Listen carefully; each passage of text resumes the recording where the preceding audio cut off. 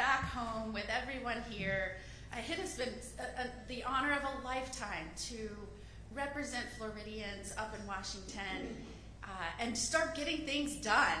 I have loved taking my mentality as a mom. I see a lot of moms out there of balancing everything and at home and making sure 1,000 things not only get done, but get done really well.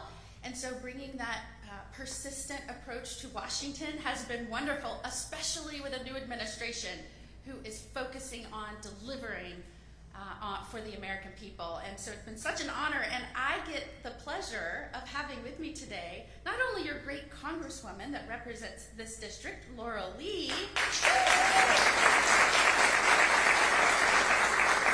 but the United States Secretary of Education, Linda McMahon, who has become just a wonderful friend and a doer. And it has been an honor to watch her, certainly inspiring as we move very important projects, critical things for Florida and this nation ahead. So appreciate everyone taking time out of your morning to joining us today with so much going on in Washington. And the one big beautiful bill getting passed, which was a very large bill and had a lot in it, I didn't want it to go unnoticed on what we have accomplished for education and choice, not only to supplement what we're already doing here in Florida, but across this nation. And so for those that value parental empowerment, the ability for all kids to have options in education so that they can fulfill their God-given potential, this is such a critical piece of legislation, and we were so proud of it that we wanted to make sure we came right here to this incredible school, Brooks DeBartolo, to highlight the One Big Beautiful Bill and what it does for education across this country. It was one of my very first actions as your newest United States Senator to work on pushing this ahead and ensuring that it got passed. And so I stood in August, and I think it was April, announcing that I was going to make this a priority and work on this. And can you believe we're just here 3 months later saying we delivered on that promise? And that is because of my great colleagues in Washington and the administration forging ahead and making sure that they know we want results, not just another law. We want to deliver results for kids and parents, and that's what this will do. Because of this push, more families will now be in the driver's seat when it comes to choosing the education that works best for their children. So the One Big Beautiful Bill included not only did it include the largest tax cut for working class families across this nation, it's going to do a lot for Florida families in helping them provide for the best education for their children. So as a mom, I am right there with everybody right now, scurrying around, trying to figure out how to gather all the necessary school supplies and put my kid in the best position to excel, and that is no different for any family. And so what I love about this is it's not just going to allow for tax credit scholarships for tuition. It also helps for special needs expenses and transportation and technology and tutoring, all those expenses that every family should be able to afford to put their kids on the best foot forward to succeeding in life, becoming productive citizens. And of course, that's what all of our schools and certainly all of our parents across this nation want. So specifically, this is an important expansion of school choice. We know that Florida is a leader. We are the only state that allows for universal school choice, the only one, the first in the nation. Now there are 37 states that allow for some kind of school choice, and this will help supplement what's already being done in those states, and certainly it will allow for those other states that haven't yet to get on board and start pushing forward, because we've shown in Florida that this model works. We scored like #1 in education for 9 years in a row. We're top 10 for K through 12. It works.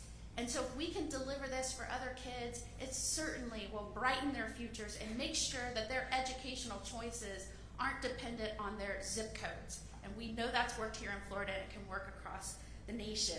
So this is not just about private schools. This is scholarships can be used by all families, tutoring, books, supplies, uniforms, education-related expenses, curriculum for homeschooling.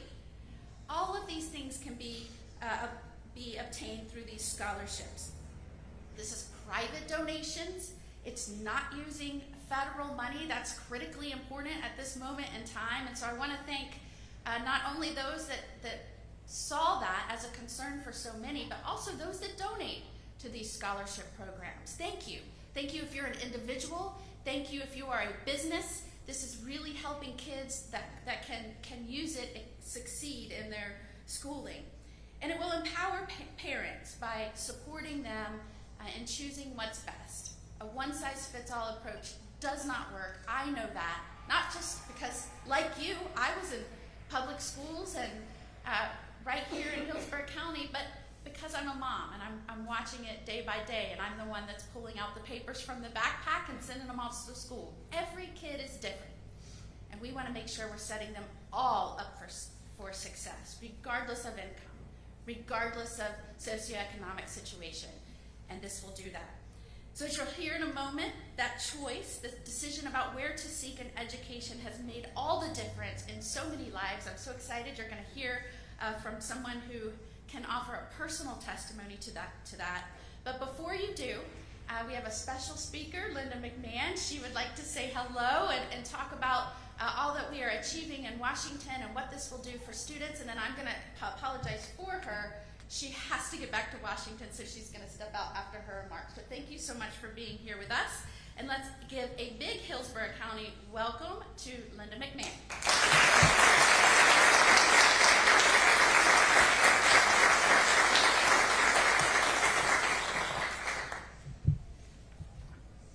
Well, Senator, thank you so much.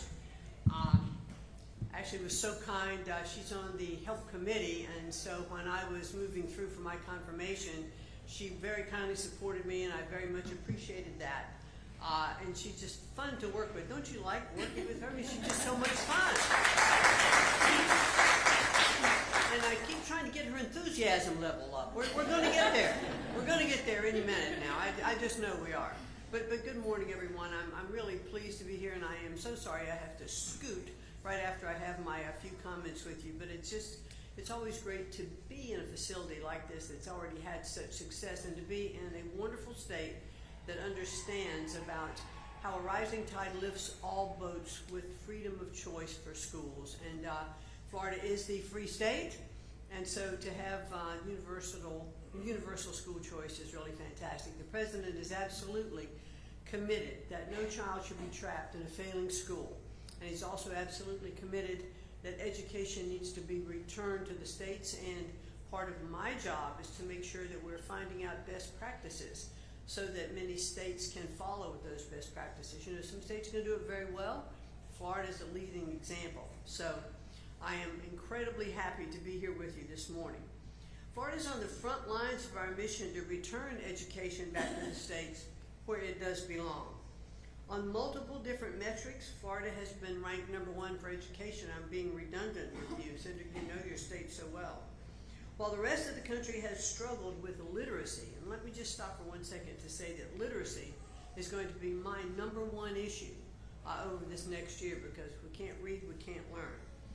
But here we see incredible English language arts performance in grades 3 through 10, increasing 21 percentage points last year. That's amazing. You should give yourself a round of applause. Those of you, parents and teachers. Now, these improvements were due in part to evidence-based learning strategies implemented at the state level. Florida is a leader in the science of reading, and now we're seeing many states adopting that. It's taking student progress seriously in every single one of your districts. This has been possible in spite of the federal government imposing bureaucratic requirements and needless red tape. But Florida's educational accomplishments aren't just limited to the classroom. Florida has passed common sense laws that give parents control over their children's education, protecting them from DEI indoctrination and enabling students to learn freely. Congratulations to you parents, because I do believe, as does the president, that the very best education for our children in this country is that education that is closest to the child. Part of our mission to get government out of the way means putting parents in charge, putting them first, and making sure that they are highly involved in their children's education. Parents should also be in the driver's seat when it comes to opportunity and choice. Every student deserves a shot at success, and no child should be shackled to a failing school. Both on the state level here in Florida and on the federal level, thanks to President Trump and Congress, thank you, we are removing those shackles. The one big beautiful bill, or as we like to say at the Department of Education, OB3, it's a little easier to say, established a new federal tax credit scholarship program, which we've been discussing, for K through 12 education to support families choosing private schools or education options that best meet their children's needs. And as the Senator said, it's no one-size-fits-all for education. The program enables individuals to contribute tax-credited scholarship funds that provide scholarships for private school tuition and a host of other education-related services, products, and providers. The program is set to launch in January 2027, but requires Florida's opt-in to become available. Somehow I think that's going to happen. If I were a betting woman, I think I'd say that. I'm confident the Free State will be among the first to opt in because Florida has long led the field in school choice. This year, EdChoice named Florida the #1 state for school choice in the nation. That's an incredible accomplishment. Congratulations. Florida has been consistently ahead of the curve when it comes to programs that empower parents to ensure their children are getting an excellent education, with educational options ranging from public, private, charter, virtual, and even homeschooling. And the president doesn't care how children get educated. He just wants them to have the absolute choice. You know, when the NAEP scores came out, the nation's report card scores came out shortly after he became president, he was horrified, absolutely horrified at where the United States was ranked on an international basis, you know, where our scores were, you know, within our country. Florida continues to help parents with their students' education by facilitating school choice scholarships to families no matter their tax bracket. Now, Congress is partnering with states to expand school choice even farther. The One Big Beautiful Bill also expands 529 plans, special family savings accounts for education, to include books, materials, testing fees, dual enrollment fees, educational therapies, and tutoring costs. School choice is the future, not just here in Florida, but nationwide. But it's not just the future, it's the now. And you folks are on top of it here. It introduces competition to public school system and improves performance. Study after study shows the positive impact of school choice on public school academic achievement. Florida leads by putting parents back in control and increasing educational freedom. Freedom to innovate, to let teachers teach. You know, it's been one of my biggest issues that teachers really are handcuffed in their classroom because they spend more time complying with regulations than they are having the innovation to be able to teach. Red tape is just really handcuffing our teachers. And I saw a stat not too long ago that said that 47 cents of every dollar in the classroom, teachers are spending complying with regulation. That's just a shame. Let's get that money to the kids. Let's get that money in the classrooms. Freedom to innovate, to let teachers teach, and to let students explore. This is what motivates our mission to work with Congress and reduce bureaucracy at the federal level. Other states should look to Florida as an example as we prepare to give educational power back to the states. With states working together to rise to the occasion and become innovators on behalf of students, we can ensure that every American has the opportunity to achieve educational excellence. So that's our mission, to return education back to the states, to provide best practices. I'm touring all over the country. I've been to about 10 to 12 states now. I'm visiting all kinds of different schools, micro schools, charter schools, full public schools, homeschooling. to develop toolkits for those states who aren't being as innovative and creative as Florida is, so that governors, school superintendents can take a look at that and say, I think this would work for me. How can we make our education better? So that is my goal. I hope it will be a part of my legacy as we do work to shut down the bureaucracy of education in Washington by making it better for every single state and to give it all back to our kids. So thank you very much for having me this morning. Thank you for participating and being part of your children's education, because it really shows it's being effective, and we're going to raise scores everywhere. We're going to be on the world stage where we need to be in terms of our education level. So thank you so much for having me this morning.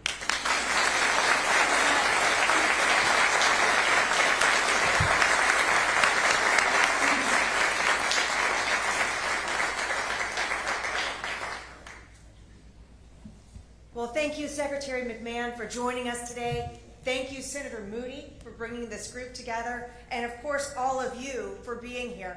I want to credit Secretary McMahon and Senator Moody. Both have demonstrated absolutely tireless leadership on behalf of Florida's families. So getting this group together speaks to that commitment, and what we are here today to recognize is such an important step forward for Florida families. I'd also like to thank the educators, the students, and the advocates who are here today. It is your work and your stories that lead us to the right policy decisions. So thank you for being here. Thank you for working with us. Also, I want to recognize and credit the wonderful members of our school board and our State Board of Education for joining us here today. It is through your efforts that Florida has become the national leader that it is in education policy. So as a longtime advocate for school choice and a proud supporter of the One Big Beautiful Bill, I am honored to stand with you to recognize a transformational moment for our children.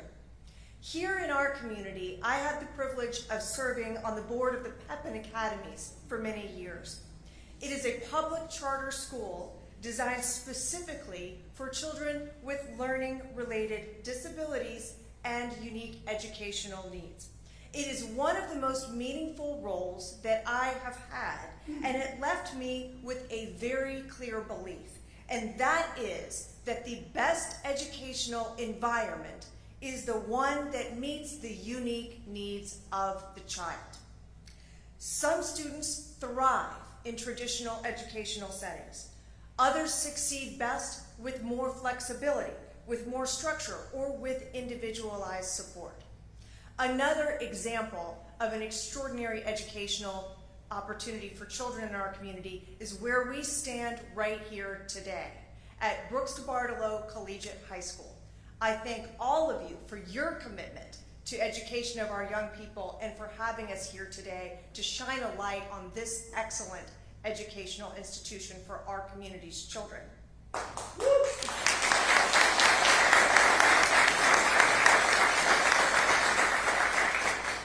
Every child deserves an opportunity to be educated in an environment where they're understood, challenged, and believed in. That is what school choice is all about. And thanks to the Educational Choice for Children Act, now part of the One Big Beautiful Bill, families across America will have access to the tools that make that possible.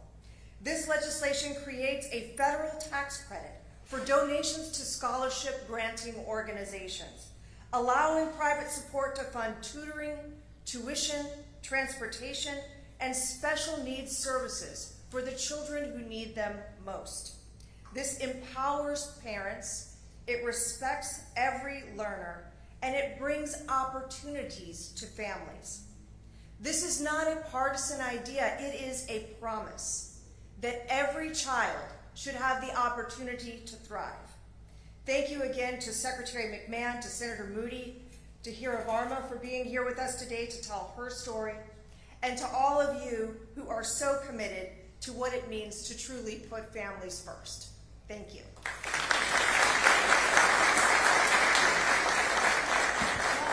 Well, good morning, everyone. My name is Hira Varma, and I am from the Tampa Bay area, so it's always great to be back home. I will tell you a little bit about my story and then a little bit about what I do now.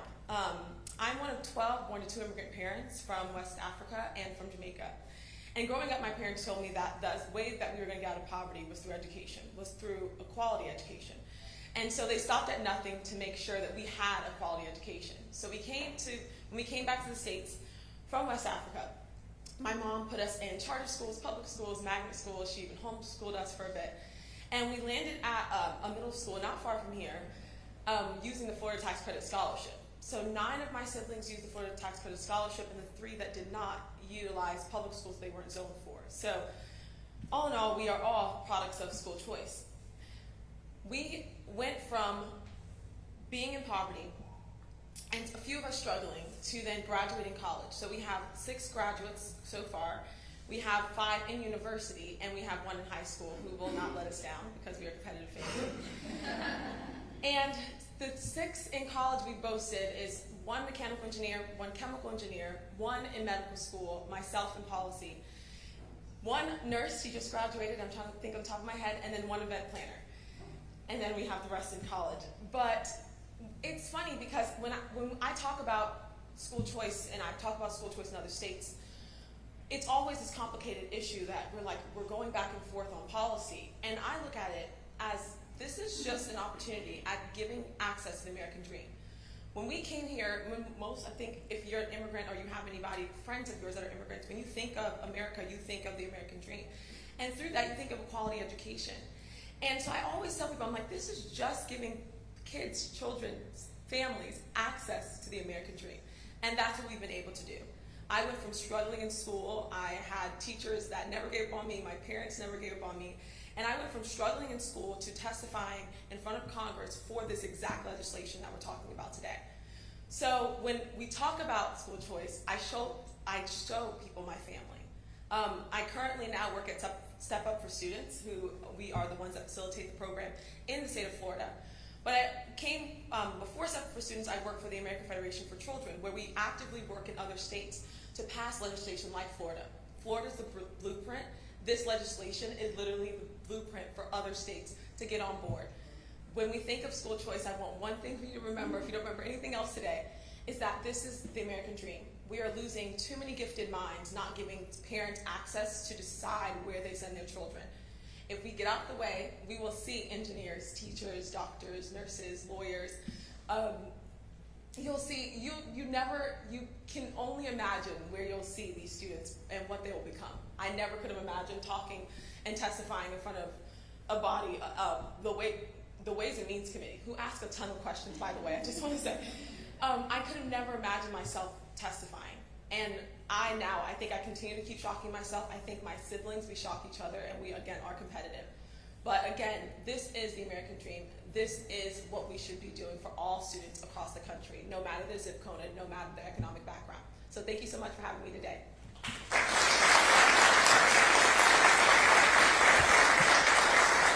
you so much for sharing that with us, and Congresswoman Lee for supporting this. As you can see, options for parents based on unique needs and skills of children is what we need to aim for. And this is just another step. I'm not saying we've done everything that we need to accomplish nationwide when it comes to empowering parents and decisions for children, but this is certainly the first mile in a marathon. And I, for one, as you heard and as you see, have a lot of energy and determination to get things done. So we will finish this marathon, but today is a celebration of that first mile. And I want to thank all of the kids and the professionals and the teachers and administrators for being with us here today. I'm sure every kid up here is a straight A student, right? You got to set the expectations high. Now, you will be straight A students, right? But thank you for being here and joining us. It really means a lot to us. And for you, for being here to celebrate this mile in our marathon to achieve a full parent empowerment and school choice across our nation, and a celebration of the one big, beautiful bill. We would be happy to take any questions if you have them. Senator. It's okay. I go by any. No worries. What about any concerns when it comes to traditional public schools and funding there? What is your response to those who are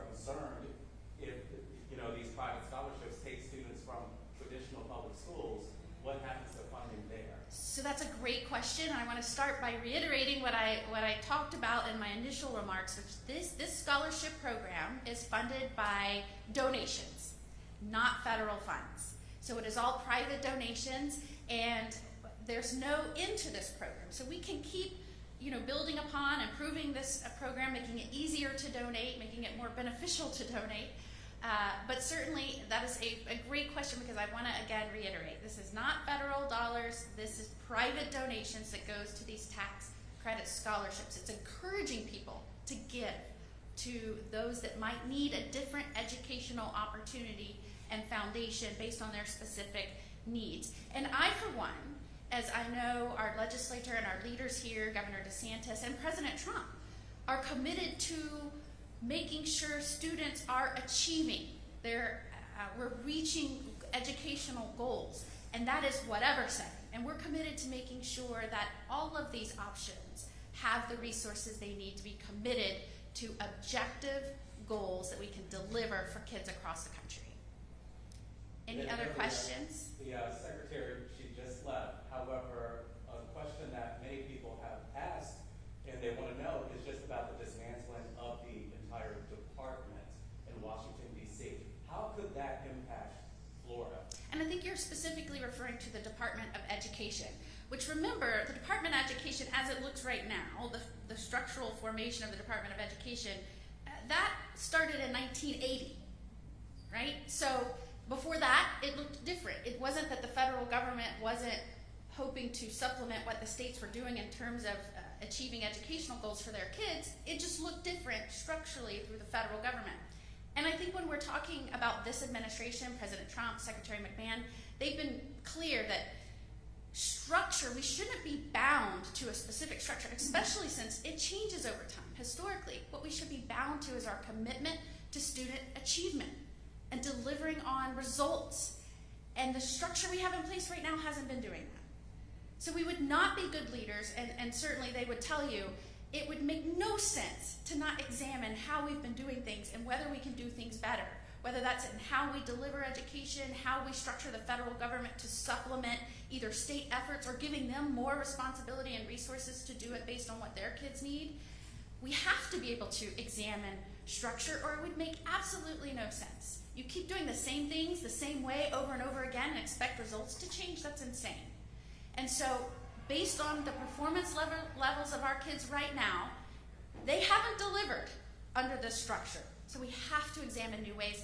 I don't expect that the Department of Education, if it changes in the way it looks structurally, won't focus on meeting the needs of kids. It might just be done in different agencies, or as Secretary McMahon said, let's push more responsibility back down to the states, into the local areas, because the bureaucracy that is closest to the kids can understand the needs of that area, and that's where that should be.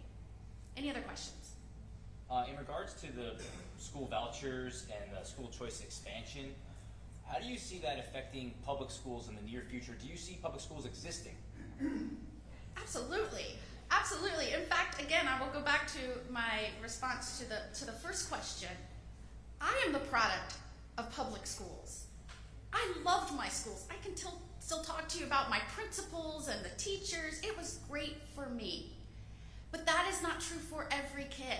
In fact, you heard Congresswoman Lee say about her experiences in serving the Pepin Academy and watching kids with certain needs flourish in a unique environment dedicated specifically to them, and parents had the ability to use tax credit scholarships to make that possible.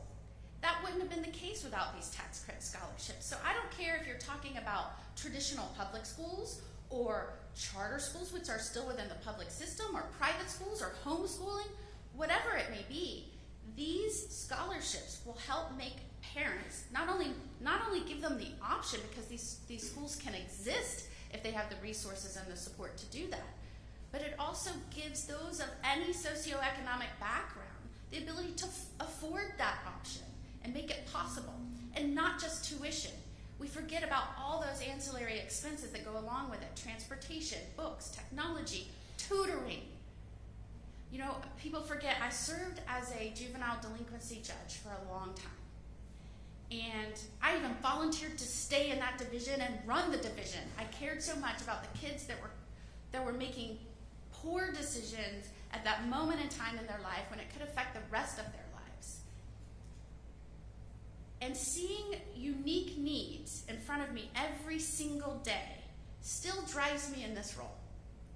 And I know if kids have a place they can go, not only to learn the core academic subjects, but how to be productive, responsible citizens of good character with integrity, want to be a positive influence in this world, and learn every day at a place where they feel valued, based on their even with their individual needs, and that those are focused on, and that people see a bright future for them, that is so important. And that can be offered in some of these non-traditional educational institutions. So absolutely not. We still must support public schools. They are a big part of the communities in which we live. They are the fabric of many communities, and we will keep supporting them. And I think that's a great question for our leaders in Tallahassee. I believe they would reiterate that here. But certainly this federal program aims to expand options and make sure that every kid has a bright future ahead and the ability to access institutions to meet their individual needs. Any other questions? All right. Oh, yes, ma'am. Thank you, Ashley. My question is, for 14 and a half years, I was in all the schools representing colleges, and they paid me to go out and speak to the students all over the state of Florida, different territories, different schools. My point is, or my question to you is, how do you plan on getting this information to the teachers, to the principals, to the families? Because every single year that I would work with the students, over and over again, they didn't know where the scholarships were, they didn't know how to access information, they weren't sure where they were going to go. That's why I would go out and speak to them as a motivational speaker in the presentations. But I would encourage them to look into their future. They didn't even know you could go to the library and get information. I mean, they didn't understand that because they weren't being encouraged to do that all the time. Now, again, there were teachers that did do that. Why they brought me in? Because I represented Tampa Technical International Capital in alternative education. And now I represent the Army. But the bottom line is, how do you plan on getting this information and access to women like you? Thank you for your presentation. And so that they can use and utilize everything they've heard discussed. That is a fabulous question. And I will tell you, as I was thinking this morning about being with all of you and talking about this great bill and what it was going to do for choice across this nation, that is an exact thought that I had. The law will be executed through agency regulations, which, as you heard the Secretary say, will be developed in the next year or so. And I believe, and we will focus on making sure that that is part of that rulemaking process, that they take that into consideration. This will be administered through organizations in the different states, the scholarship organizations, and certainly I know that that's important to them because indeed this is being done for the students. We want them to know about it, but certainly that can be something that they address as they're developing how this is going to be rolled out. So thank you for that. I had the exact same concern. And we will make sure that that's focused on when they start developing it. I would also encourage you and anyone else that is watching this and saying, what is this ultimately going to look like? How can we make sure that this is a success? How can we make sure that the students this is meant to reach and help are actually reached? Pay attention to that rulemaking process. People don't realize often that when Congress enacts a law, the agencies then have to take what Congress enacted and roll it out, implement that. And there are ways for notice and comment before those are finalized. That is built into that rulemaking process.